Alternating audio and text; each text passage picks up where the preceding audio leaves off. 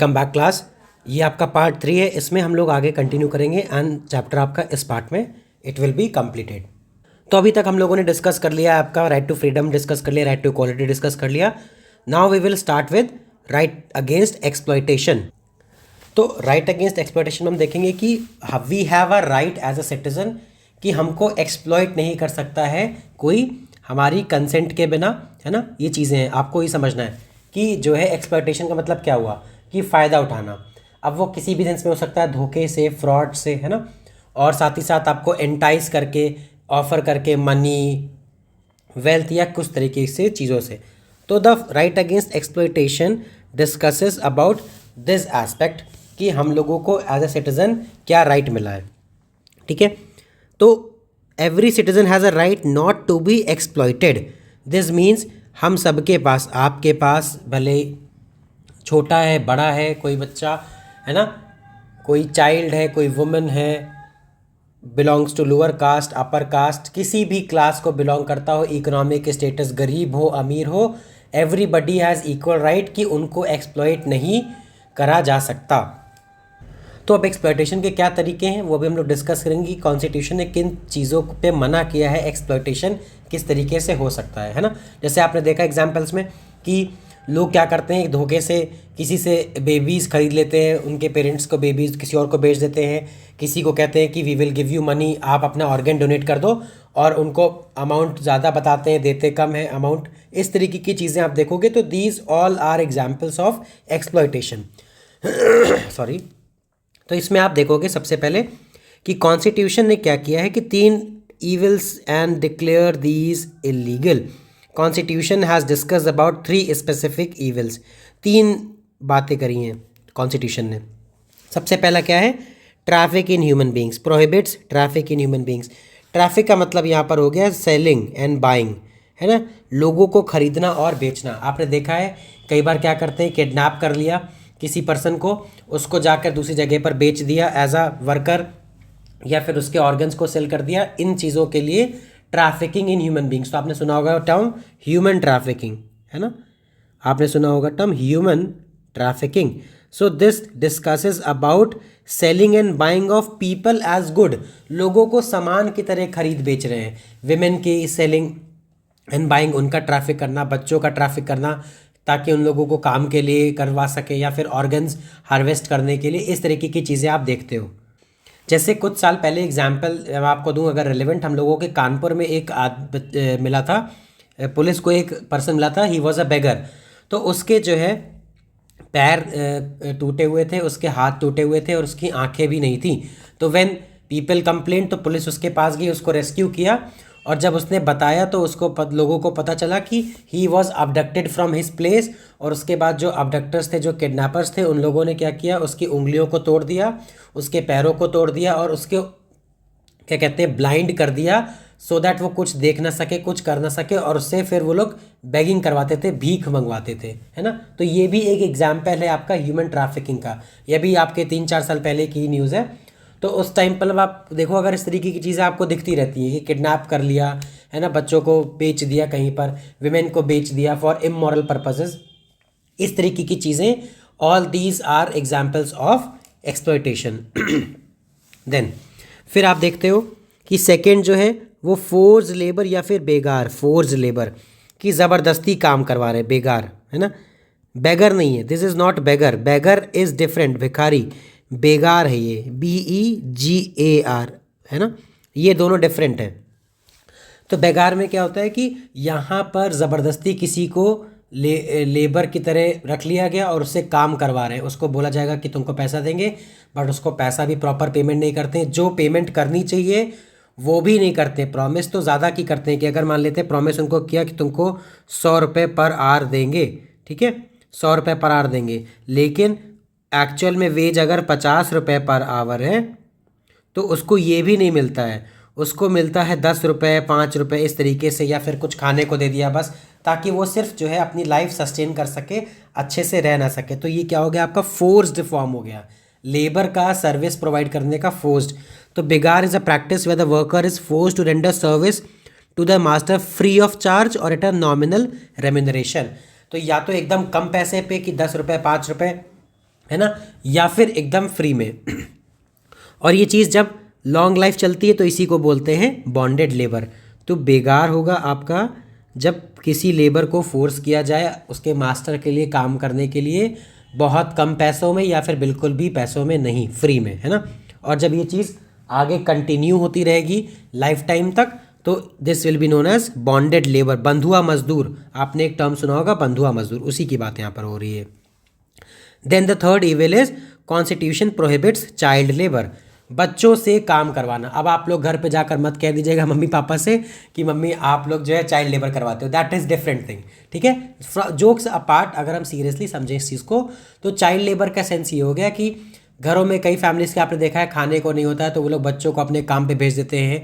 Hazards factories में बच्चे काम करते हैं, फायरवर्क्स की फैक्ट्री में बच्चे काम कर रहे हैं, मेटल फैक्ट्री में बच्चे काम कर रहे हैं, all those things which are harmful for human beings. तो बच्चों के लिए तो और ज़्यादा हार्मफुल है, उनके लिए और ज़्यादा प्रॉब्लमैटिक सिचुएशंस क्रिएट करेंगी। तो वहाँ पर बच्चे जब काम करते हैं तो वहाँ के लिए गवर्नमेंट ने मना किया है कि आपको चाइल्ड लेबर नहीं करवाना है। 14 ईयर्स एंड बिलो से जो छोटे बच्चे हैं उनसे आप काम नहीं करवा सकते हो। क्यों? क्योंकि एज अ सिटीज़न उनके भी राइट है कि उनको एक्सप्लॉइट ना किया जाए, उनकी गरीबी का फ़ायदा ना उठाया जाए। लेकिन आप देखते हो कि आपको हर जगह कहीं ना कहीं एग्जाम्पल्स दिख जाते हैं, ठीक है, कि आपको कई लोगों के घरों में आप देखते हो कि लोगों ने अपने बच्चे को संभालने के लिए एक छोटा बच्चा रखा हुआ है, ठीक है, कि हम जो है इस बच्चे को खिलाते हैं और इस बच्चे को अपने साथ रखते हैं तो एहसान कर रहे हैं। नहीं, that is also wrong. Y?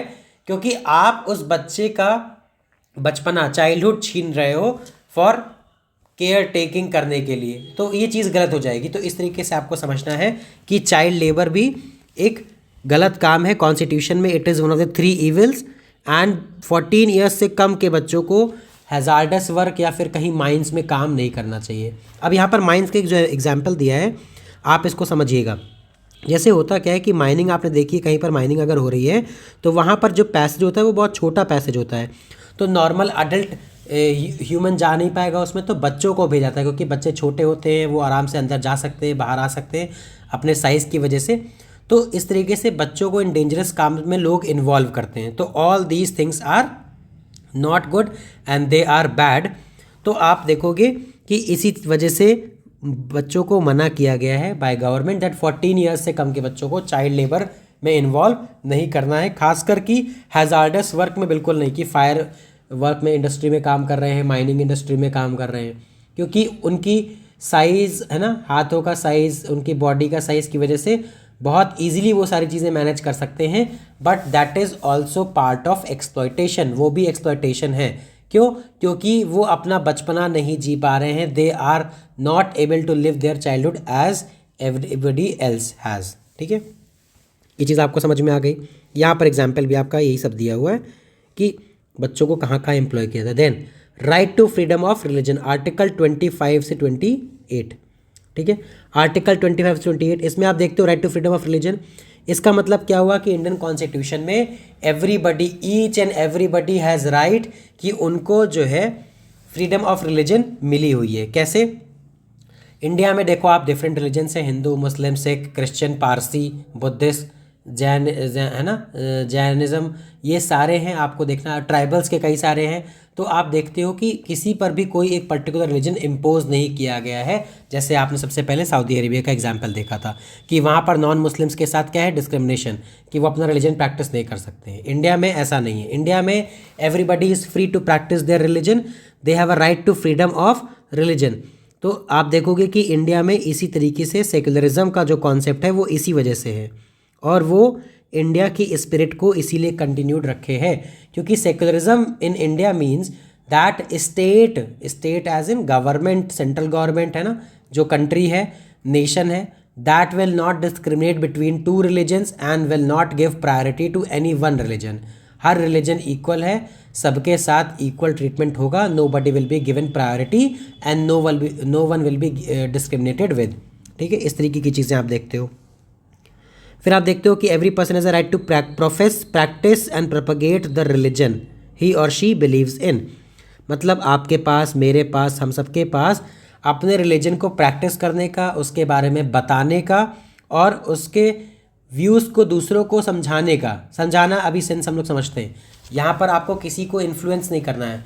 आपका मतलब ये है कि प्रोफेस आप उसके बारे में बता सकते हो, प्रैक्टिस आप उसकी प्रैक्टिस कर सकते हो, प्रैक्टिस एज इन आप उसको फॉलो कर सकते हो, प्रोपगेट उसके विचारों को फैला सकते हो, थॉट्स को स्प्रेड कर सकते हो। सबके पास ये राइट है। अगर एज अ हिंदू मेरे पास राइट है कि मैं अपने रिलीजन के बारे में बताऊं, ठीक है, अपने रिलीजन को फॉलो करूं, अपने रिलीजन को स्प्रेड करूं, प्रोपोगेट करूं कि ये रिलीजन में हमारे ऐसी चीज़ें हैं तो ये चीज़ अच्छी हैं। इसी तरीके से सम मुस्लिम पर्सन के पास भी एक प्रोफेस करने के पावर है एज अ सिटीज़न, उसके पास भी एक राइट है। तो प्रोफेस में मतलब वो बता सकता है कि हम उसका रिलीजन किस बारे में है, देन अपनी रिलीजन वो प्रैक्टिस करता है 5 टाइम्स नमाज पढ़ के, है ना, रमज़ान में फास्ट रख के, इस तरीके की चीज़ों को फॉलो करके अपने प्रैक्टिस जो रिलीजन में रिचुअल्स होते हैं फिर प्रोपोगेट कर सकता है, अपने रिलीजन के बारे में बता सकता है सबको कि हमारे रिलीजन में ये खूबियाँ हैं, इस तरीके की चीज़ें हैं, ठीक है। तो every person has right to profess, practice and propagate religion, ठीक है। लेकिन जो राइट टू प्रोपोगेट है डज नॉट मीन कि आप दूसरे को अपने रिलीजन में कन्वर्ट कर लो, चाहे फ्रॉड से, चाहे इंड्यूसमेंट से, चाहे आप क्या कहते हैं कुछ दिखा कर कि देखो हमारे रिलीजन में इतनी अच्छी चीज़ें हैं, आप हमारे रिलीजन में आ जाओ। इस तरीके की चीज़ें आपको नहीं करनी है। आप अपना प्रोपोगेट करो, सामने वाले को अच्छा लगेगा तो वो नेचुरली एक्सेप्ट कर लेगा आपका रिलीजन। बट आप किसी को बेवकूफ़ बना के, किसी को कुछ ऑफ़र करके रिलीजन को प्रमोट नहीं कर सकते हो, है ना, किसी को कन्वर्ट नहीं कर सकते हो फोर्सफुली। जैसे आपने देखा है कई बार क्या होता है कि पर्टिकुलर आदमी ने शादी कर ली औरत से और उसको फोर्स किया कि तुम मेरे रिलीजन को फॉलो करो, दिस इज़ फोर्स। फ्रॉड से कि उसको बताया, किसी पर्सन ने बताया कि देखो ये चीज़ करनी चाहिए, इससे ऐसा फ़ायदा होगा, फ्रॉड हो गया। इंड्यूसमेंट मतलब उसको कुछ ऑफ़र कर दिया, एल्योरमेंट भी कुछ ऑफ़र कर दिया कि कोई गरीब पर्सन है, उसको क्या किया कि गरीब है, कोई SC ST कास्ट को बिलोंग करता है, आपने देखा होगा कई बार, तो उसको किसी पर्टिकुलर कम्युनिटी, क्रिश्चियन में भी, इस्लाम में भी, अगर क्योंकि SC ST आपको पता है हिंदू कम्युनिटी को बिलोंग करते हैं, है ना, दलित वाला से कास्ट सिस्टम तो अपना हिंदुज़म में था। तो आप देखते हो मुस्लिम फैमिलीज़ में या फिर क्रिश्चियन फैमिलीज़ में या फिर किसी और रिलीजन में आपने क्या किया, वहाँ के जो प्रोपोगेटर, जो प्रीचर्स हैं, उन लोगों ने बोला कि तुम हमारे रिलीजन में कन्वर्ट हो जाओ, तुमको ये सारे बेनिफिट मिलेंगे। तो ये क्या हो गया, इंड्यूसमेंट हो गया, है ना, इंड्यूसमेंट। उनको जो है आपने ऑफ़र दिया, आपने उनको गिफ्ट किया कि आप ये करोगे तो हमारे में आपको ये फ़ायदा मिलेगा। ऐसा नहीं करना है, आप अपना आइडिया प्रोपोगेट करो, उसको आइडिया समझ में आएगा, उसको अच्छा लगेगा, then that person will follow on their own choice, उनकी खुद की चॉइस से वो अगर फॉलो करते हैं then it is fine, otherwise वो इनमें से किसी एक कैटेगरी में फॉल करेगा। तो राइट टू प्रोपोगेट का मतलब ये नहीं होता कि आप किसी को कंपेल करो अपने रिलीजन में कन्वर्ट कराने के लिए, चाहे हिंदू को मुस्लिम में, मुस्लिम को हिंदू में, हिंदू को सिख में, सिख को हिंदूज़ में, पारसी क्रिश्चियन जो भी है, आपको किसी में भी फोर्सफुली कन्वर्ट या फिर फ्रॉड से कन्वर्ट नहीं करना, आप सिर्फ अपने आइडियाज़ प्रमोट कर सकते हो, ठीक। Then freedom to practise religion का भी मतलब ये नहीं होता कि जो चाहे वो ये काम करे, जो उसका मन है, कि उसने बोल दिया कि रिलीजन में तो हमारे ऐसा दिया हुआ है तो हम उसी चीज़ को फॉलो करेंगे। तो ये चीज़ें भी नहीं हो सकती हैं, क्यों, क्योंकि freedom to practise religion does not mean that a person can do whatever he wants in the name of religion. जैसे सबसे अच्छा एग्जाम्पल अगर आप देखो कि 3 तलाक की प्रैक्टिस थी ना, 3 तलाक का प्रैक्टिस जो था, अभी कुछ साल पहले गवर्नमेंट ने इसको, कोर्ट ने इसको क्यों अनजस्टिफाई कर दिया। अनजस्टिफाई इस बेसिस पर किया कि आपकी ये जो प्रैक्टिस है, ठीक है, आपकी रिलीजियस प्रैक्टिस है, बट इसमें क्या हो रहा है कि 3 तलाक बोल के पर्सन जो मेल मेंबर है उसने अपनी वाइफ से तलाक ले लिया, डिवोर्स ले लिया, then this is against the rights as a women उसकी वाइफ के, क्योंकि उसको कोई ऑप्शन नहीं मिला कि वो तलाक ले सकती है कि नहीं ले सकती है, उसको कैसे सस्टेन करेगी अपनी लाइफ, है ना, किस तरीके से चीज़ें कंटिन्यू करेगी, कोई लीगल प्रोसेस नहीं हुआ। तो इस वजह से कोर्ट ने, आपने देखा कि एग्जाम्पल हो गया। जैसे दूसरा एग्जाम्पल आप देख लो और कि रिलीजियस फ्रीडम अगर आपका है, रिलीजियस प्रैक्टिस कहती है कि अनटचेबिलिटी वाली बात, अनटचेबिलिटी आप देखते हो तो अनटचेबिलिटी भी गलत है। तो कोर्ट ने कहा कि आप रिलीजियस प्रैक्टिस के बेसिस पर ये कह सकते हैं कि अनटचेबिलिटी हमारे रिलीजन में बोला गया है, इसीलिए हम अपने रिलीजन को फॉलो कर रहे हैं, नहीं, वो चीज़ आप नहीं कर सकते हो। तो इस तरीके से आपको सिमिलैरिटी दिख जाएगी कि किसी ना किसी रिलीजन में जो भी प्रैक्टिसेस आप जो आज के टाइम पे सोसाइटी के पॉइंट ऑफ व्यू से, को लॉ के पॉइंट ऑफ व्यू से डेरोगेटरी होंगी, डिस्क्रिमिनेटरी होंगी, उनको ज़रूर बैन करेगा या उसमें भी ज़रूर भी चेंजेस लाएंगे गवर्नमेंट या फिर कोर्ट। तो इसका मतलब यही हो गया कि आप कुछ भी प्रैक्टिस नहीं कर सकते हो इन द नेम ऑफ रिलीजन। आपको रिलीजन के नाम पर कुछ भी करने की छूट नहीं है। दैट इज़ वेरी रॉन्ग कि आप कुछ भी करो। देन आप देखो कुछ लिखा भी यहाँ पर कि religious practices which treat women as inferior और those infringe women's freedom are not allowed, है ना, इस तरीके की बातें। फिर तो सेकुलर स्टेट की बात हम लोगों ने अभी वही करी कि सेकुलर स्टेट क्या करती है, किसी एक पर्टिकुलर रिलीजन को ना प्रिविलेज देती है ना फेवर, ठीक, ना ही पनिशमेंट देगी ना डिस्क्रिमिनेट करेगी, सबको इक्वली ट्रीट करेगी। तो गवर्नमेंट किसी भी रिलीजन को प्रमोट करने के लिए, है ना, जो है कोई ना टैक्स लेगी ना उनको डिस्क्रिमिनेट करने के लिए कुछ करेगी। It will treat each and every religion equally. तो अगर किसी को अपना रिलीजन प्रमोट करना है तो उसको गवर्नमेंट को टैक्स नहीं देना पड़ेगा, उसको अपने रिलीजन के बारे में लोगों को बताना है, वो जाके नॉर्मली अपनी बातें रख सकता है सबके सामने, तो उस पर उसको ना कोई टैक्स देना ना कुछ। क्यों? क्योंकि government can not compel any person to pay any taxes for the promotion और maintenance of any particular religion और रिलीजियस इंस्टीट्यूशन। ठीक। Then cultural and educational rights. अब कल्चरल एजुकेशनल राइट्स ये भी आप देखोगे तो कल्चरल एजुकेशनल राइट्स जनरली होते हैं माइनॉरिटीज़ के लिए, ठीक है, क्योंकि माइनॉरिटीज़ को ध्यान में रख के चीज़ें बनाई गई हैं। मेजॉरिटी की बात आप अगर करो तो आप देखते हो कि मेजॉरिटी की जो मेजॉरिटी नंबर ऑफ पीपल है, जो ज़्यादा नंबर ऑफ पीपल हैं, वो तो ऑलरेडी चीज़ों को फॉलो कर रहे हैं, उनकी चीज़ें ऑलरेडी सस्टेन्ड है क्योंकि उनके इतने ज़्यादा फॉलोअर्स हैं। बट माइनॉरिटीज़ के क्योंकि नंबर ऑफ पीपल कम है तो उनकी चीज़ों को बढ़ावा देने के लिए गवर्नमेंट कॉन्स्टिट्यूशन ऑफ इंडिया में क्या मेंशन है, कल्चरल एंड एजुकेशनल राइट्स। मतलब it is the language culture religion of minorities that needs special protection, क्योंकि उनके नंबर ऑफ पीपल कम है। जैसे अगर हम बात करें, मान लेते हैं यूपी में हिंदी बोलने वाले आपके 90% है, 95 मान लीजिए आप, ठीक है, और कोई एक ऐसी लैंग्वेज है, लोकल लैंग्वेज, कोई भी एक लोकल लैंग्वेज है जो बोलने वाले सिर्फ 0.1% है, ठीक है, तो अब 0.1% 95% से कंपैरिजन में बहुत कम हो जाएंगे। बिल्कुल सही बात है। तो क्या आपको लगता है कि गवर्नमेंट 95% हिंदी जो बोलते हैं उस हिंदी के लिए गवर्नमेंट रेगुलेशन लाएगी, लॉ लाएगी उसको प्रिजर्व करने के लिए, या फिर 0.1 को प्रिजर्व करेगी government? Obviously it will preserve 0.1 क्योंकि उसके नंबर कम है। जैसे एक और एग्जाम्पल आप समझो, नंबर ऑफ टाइगर्स आपको पता है कम हो गए, तो गवर्नमेंट टाइगर्स को प्रिजर्व करेगी ना। अगर गवर्नमेंट जो है किसी एक ऐसे एनिमल को प्रिजर्व करने लगे जो ऑलरेडी एग्जिस्ट कर रहा है लार्ज नंबर में, तो कोई उसका सेंस नहीं है। क्यों? क्योंकि that animal is already in large numbers.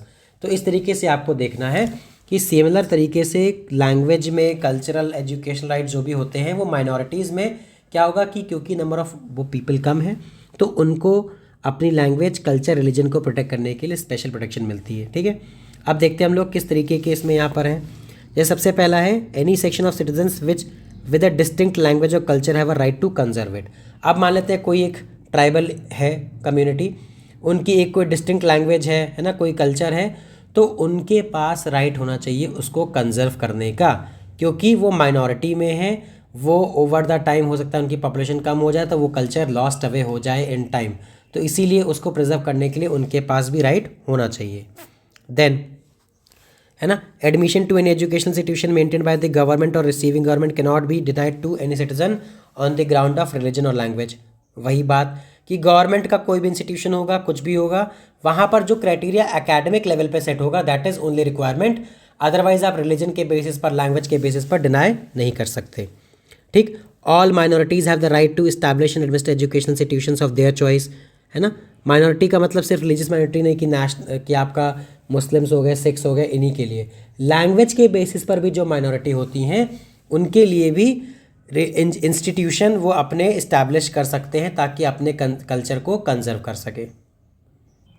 तो अब अगर देखो आप, जैसे कि यहाँ पे एग्जांपल भी दिया है कि कर्नाटका में मैक्सिमम लोग कन्नड़ बोलते हैं, अगर वहाँ पर तेलुगु लोग रहेंगे तो वो भी एक माइनॉरिटी लैंग्वेज हो जाएगी ना sorry.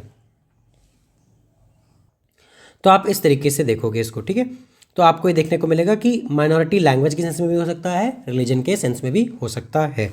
Then how can we secure these rights.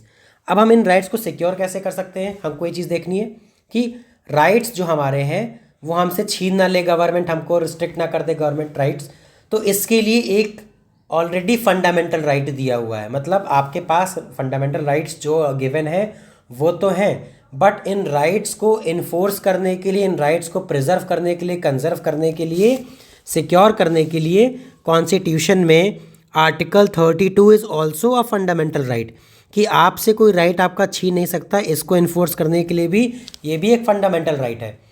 तो इसमें क्या होता है, राइट टू कॉन्स्टिट्यूशनल रेमेडीज़। देखिए, राइट टू कॉन्स्टिट्यूशनल रेमेडीज़, इसमें क्या होगा, इसमें ये चीज़ होगी कि अगर आपके कोई राइट वायलेट होते हैं तो आप सीधे आर्टिकल 32 के अंदर you can go to Supreme Court, है ना, सुप्रीम कोर्ट के पास आप जा सकते हो, सुप्रीम कोर्ट के पास कह सकते हो कि हमारे राइट्स वायलेट हुए हैं, हमारे राइट्स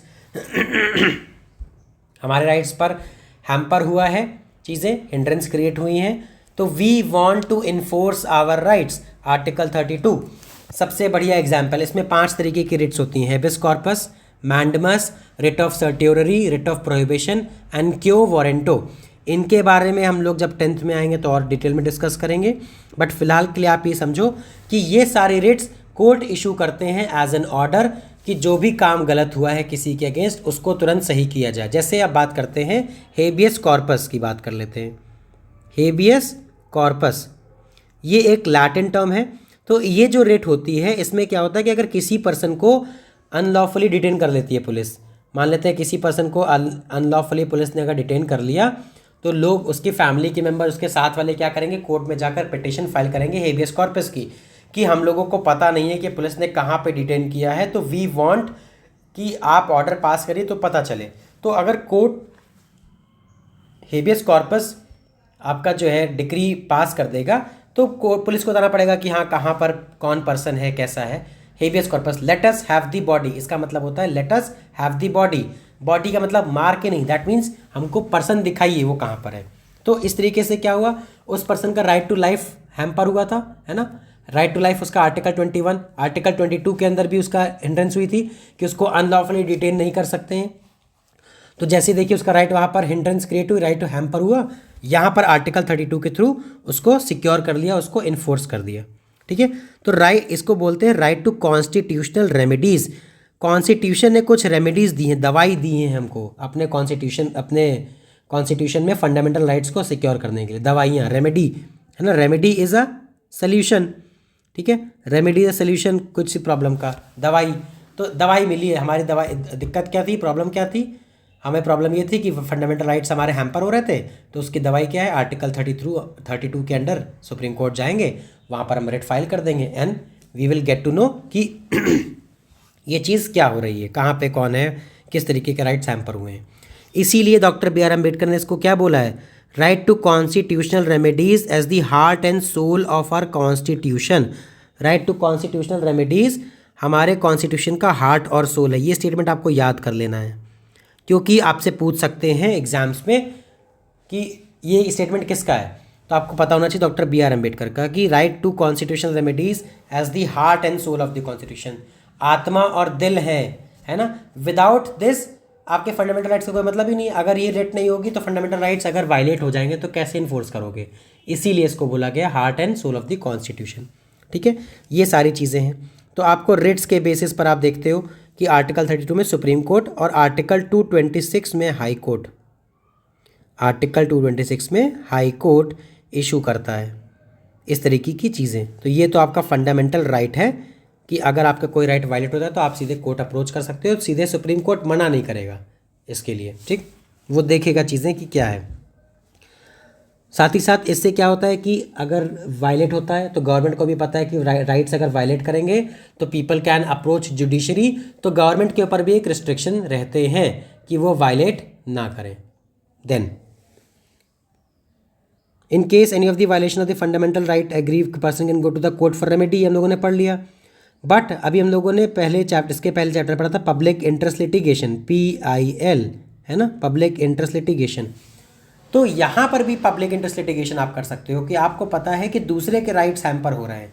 जैसे मान लेते हैं गवर्नमेंट ने इस पैच ऑफ लैंड में, यहाँ पर ये आपके फॉरेस्ट थे, ठीक है, यहाँ पर खूब सारे आपके फॉरेस्ट थे, ट्राइबल कम्युनिटीज़ रहती थी।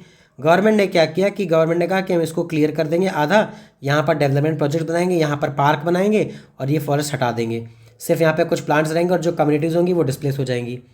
तो जो ट्राइबल कम्युनिटीज़ डिस्प्लेस हो रही हैं उनको तो नहीं पता है कि उनके राइट्स क्या हैं, दे आर नॉट अवेयर, है ना, उतनी अंडरस्टैंडिंग उनके अंदर नहीं है। तो उसके लिए क्या कर सकते हो, मान लो आप कोई चीज़ लगी तो आप एक public interest litigation PIL file कर सकते हो कि गवर्नमेंट क्या कर रही है, उन लोगों के right to life with dignity को हैम्पर कर रही है कि वो लोग वहाँ रहते हैं उसको चेंज किया जा रहा है, फॉरेस्ट को क्लियर करके डेवलपमेंट प्रोजेक्ट्स बनाए जा रहे हैं, पार्क बनाया जा रहा है, which is against the rights of tribals. तो ट्राइबल्स ने तो अपने लिए बात नहीं रखी, लेकिन आपने उनके बिहाफ पर बात रख दी, इसीलिए बोला गया पब्लिक इंटरेस्ट लिटिगेशन, क्योंकि आपने दूसरे के इंटरेस्ट में रखी बातें। अपने इंडिविजुअल के लिए रखेंगे दैट इज़ डिफरेंट थिंग, लेकिन यही काम आप जब दूसरे के लिए पर्पज से आप करते हो तो आप देखते हो वो फॉल करेगा किस कैटेगरी में, पब्लिक इंटरेस्ट लिटिगेशन में। इसी तरीके से आप सुप्रीम कोर्ट भी जा सकते हो, हाई कोर्ट पे जा सकते हो कि कोई चीज़ गवर्नमेंट एक्शन ले रही, चाहे स्टेट गवर्नमेंट हो, सेंट्रल गवर्नमेंट हो, तो आप गए और फाइल कर दिया आपने case, public interest litigation for the benefit of the people who are affected by the government's decision. आप अफेक्ट नहीं हो रहे हो, आपका यहाँ पे कुछ प्लॉट नहीं है, आपका कुछ घर नहीं है, आप यहाँ पर बढ़िया अर्बन एरिया में रहते हो, हाई राइज बिल्डिंग में, एमिनिटीज़ के साथ सब आपके पास फैसिलिटीज़ है, बट आपको ये पता है कि जो यहाँ पर कम्युनिटीज़ फॉरेस्ट एरिया में रह रही हैं उनके राइट छिन जाएंगे, इसीलिए आपने उनके लिए फाइल कर दी PIL। तो ये कोई भी कर सकता है, इसीलिए public interest litigation. Then expanding scope of rights. अब हम अगर बात करें इस टॉपिक पे तो ये आपका लास्ट है। इसमें एक्सपैंडिंग स्कोप ऑफ राइट्स का मतलब क्या होता है कि राइट्स आपका जो है इट इज़ एवर इवॉल्विंग। मैंने आपको एक बार क्लास में भी बोला है, I have said this many times that constitution is an organic document, है ना। ऑर्गेनिक का मतलब होता है लिविंग डॉक्यूमेंट हो गया, कि वो लिविंग का मतलब हो जाएगा जो चेंज होता रहेगा, साइज में बढ़ता रहेगा, घटता रहेगा, कुछ ना कुछ चीज़ें चेंज आएंगी। तो कॉन्स्टिट्यूशन को हम लोग ऑर्गेनिक डॉक्यूमेंट क्यों बोलते हैं। या राइट्स को अगर हम बोलें कि एक्सपैंडिंग स्कोप ऑफ राइट्स है, इसका मतलब ये हो गया कि जैसे जैसे टाइम चेंज होता है, सोसाइटी चेंज होती है, राइट्स का स्कोप बढ़ जाता है। पहले अगर बात करें तो पहले मेन विमेन के राइट्स में मेन के पास ज़्यादा राइट्स थे, विमेन के पास कम राइट्स थे। अब विमेन के पास भी बराबर इक्वल राइट्स हैं, ठीक है। अब आप इसके बाद राइट्स की बात करो तो पहले बेसिक राइट्स में क्या था, रोटी कपड़ा मकान, दैट मीन्स खाने के लिए हो, पहनने के लिए हो और घर पे रहने के लिए हो, इस तरीके की चीज़ें, बेसिक एम्प्लॉयमेंट। आजकल क्या है, राइट टू इंटरनेट हो गया आपका, है ना, पढ़ाई के लिए हो गया है। सोसाइटी में हो गया है कि सोशल इविल्स जो हैं, ह्यूमन ट्रैफिकिंग, चाइल्ड लेबर, इस तरीके की चीज़ें इंक्रीज़ होती जा रही हैं। तो आप देखते हो कि फंडामेंटल राइट्स जो हैं ये ओवर द ईयर बढ़ते चले जाते हैं। आप देखते जाओगे कि आज कुछ पॉइंट है, आज से 10 साल बाद आप देखोगे कुछ नए एडिशन भी उसमें होंगे चीज़ों को लेकर, ठीक है। तो आप देखते हो कि expansion of the legal right the citizens can enjoy from time to time the courts give judgments to expand the scope of rights, कि राइट्स को एक्सपैंड करने के लिए court time to time decision देता है कि हाँ हम इसमें इन चीज़ों को इंक्लूड कर सकते हैं। जैसे अगर हम एग्जाम्पल की सबसे अच्छी बात करें, आपका आर्टिकल 21 है, ठीक है, उसमें राइट टू लाइफ आता है। अब राइट टू लाइफ में एक चीज़ आप अगर देखो तो एक कैटेगरी ऑल फॉल करती है इसी के under, right to healthy environment, right to pollution free environment, आप देख सकते हो। तो पहले अगर आप बात करो आज से 100 साल पहले तो ये चीज़ तो एब्सर्ड लगती कि पोल्यूशन फ्री इन्वायरमेंट की कौन सी बात हो रही है, बट आजकल के टाइम पर इतना ज़्यादा पोल्यूशन हो गया है तो लोगों के पास क्या राइट है कि right to pollution free environment, कि कोर्ट में आप जाइए कह दीजिए कि गवर्नमेंट को स्टेप्स लेने चाहिए ताकि एक पोल्यूशन फ्री इन्वायरमेंट हो सके, तो लोग जाएंगे, चीज़ें करेंगे, तो ये आपके फंडामेंटल राइट्स के अंदर कैटेगरी में फॉल करेगा। ठीक, जैसे 14 ईयर्स ऑफ एज वाली अगर हमने जो बात करी है बच्चों के काम करने की, अगर आप आज से 100 ईयर्स पहले की बात करो, 200 साल पहले की बात करो, तो 14 ईयर्स में तो बच्चों की पता शादी ही हो जाती थी, वो कुछ ना कुछ काम करने लगते थे। तब आप नहीं कह सकते थे ना कि वो अंडर एज है, और क्योंकि उस समय का जो राइट्स का स्कोप था लिमिटेड था। आज क्या है, राइट्स और ज़्यादा एक्सपैंड हो गए हैं और ज़्यादा डेवलप हो गए हैं, क्योंकि ये सारी चीज़ें चलती रहती हैं, टाइम टू टाइम एक्सपैंड होती रहती हैं। ठीक, फिर आप देखते हो कि जैसे right to property fundamental right नहीं है लेकिन कॉन्स्टिट्यूशनल राइट है, राइट टू प्रॉपर्टी, कि आपके पास प्रॉपर्टी होनी चाहिए। तो ये फंडामेंटल राइट नहीं है, ये कॉन्स्टिट्यूशनल राइट है कि आपकी प्रॉपर्टी इलीगली कोई गवर्नमेंट नहीं ले सकती है। फिर आप बोलोगे कि जैसे right to vote in elections, अब अगर अभी आप ब्रिटिश टाइम के पहले की बात करो तो आप देखते थे कि वहाँ पर limited number of people were allowed to vote, वो भी सिर्फ मेल, फीमेल्स को तो अलाउड भी नहीं था, जिनके पास प्रॉपर्टी थी मेल उन्हीं को अलाउड था। लेकिन अब आप देखो जैसे ही इंडिया आज़ाद हुआ 1947 में, India gave rights to women, तुरंत इक्वल वोटिंग राइट्स, जो कि बाकी वेस्टर्न कंट्रीज़ में भी बहुत टाइम बाद मिले थे, है ना। तो इस तरीके की चीज़ें आप देखते हो कि वो चीज़ एवर इवॉल्विंग होती है। आज से 200 साल पहले की अगर आप बात करो तो वोटिंग राइट्स की क्या ही किसी को समझ में आएगा, क्यों? बिकॉज रूल करने वाला किंग थे, है ना, कोई वोटिंग काइंड ऑफ सिस्टम नहीं था, कोई रिपब्लिक फॉर्म ऑफ सिस्टम नहीं था, किंग रूल करते थे, ब्रिटिश रूल करते थे, तो लोगों को वोटिंग का कुछ मतलब ही नहीं पता था। तो उसमें विमेन और मेन के वोटिंग राइट्स का कोई मतलब नहीं है। तो तब का टाइम देख लीजिए, आज का टाइम देख लीजिए, इस तरीके से चेंज हो जाता है चीज़ें, ठीक है। तो स्कोप ऑफ राइट्स आप देखते हो कि एवर एवॉल्विंग है ना, और एक्सपैंडिंग भी है। जैसे यहाँ पर बहुत अच्छा एग्जाम्पल दिया, राइट टू प्रिवेसी। अगर आप पहले की बात करो राइट टू प्रिवेसी, तो राइट टू प्रिवेसी 50 ईयर्स पहले इतना कोई अंडरस्टैंडिंग थी नहीं। आजकल आप देखो ज़्यादा लोगों में अवेयरनेस आ गई है कि राइट टू प्रिवेसी, कि आप अपने घर में क्या करते हो that is your private life, किसी के ऊपर हक नहीं है, किसी के पास हक नहीं है that they should interfere in your life. तो ये आपका राइट टू प्रिवेसी है। फिर right to an environment that is not harmful, तो ये मैंने अभी आपको बताया। Right to have access to adequate housing, right to have access to health care services, sufficient food, water, no one may be refuse emergency medical treatment. तो ये सारी चीज़ें आप देखते हो, इनसे क्या पता चलता है? इनसे ये पता चलता है that rights over the time expand होते रहते हैं and they are not stationary, they are not fixed. कि आज हमने अगर 2025 में राइट्स डिसाइड कर दिए कि ये पर्टिकुलर 10 फंडामेंटल राइट्स हैं, ये हैं चीज़ें, तो आज से 2035 में या 2045 में ये 10 के 10 राइट्स रहेंगे नहीं। हो सकता है इनमें से 11 हो जाएं, हो सकता है इनमें से 20 हो जाएं, वो डिपेंड करेगा कि किस तरीके के राइट्स को इंक्लूड किया जा रहा है ना। जैसे right to internet, right to good internet, आप एक तरीके से देखो आजकल के टाइम पे ऑनलाइन पढ़ाई हो गई, ये सब चीज़ें online, everything is getting online, तो राइट टू इंटरनेट भी एक फंडामेंटल राइट के पार्ट में या फिर राइट्स के पार्ट में जुड़ जाएगा।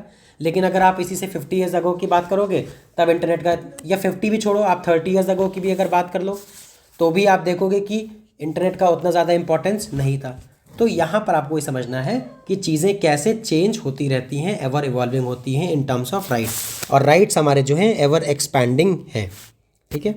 तो आपको इस तरीके से समझ में आ गया होगा। तो thank you class, have a wonderful day. I hope आपको पूरा चैप्टर क्लियर हो गया होगा। इस चैप्टर को हम लोग कंप्लीट कर चुके हैं and with this we have completed our civics. अब नेक्स्ट हम लोग ज्योग्राफी कवर करेंगे, ठीक है। Thank you, have a wonderful day.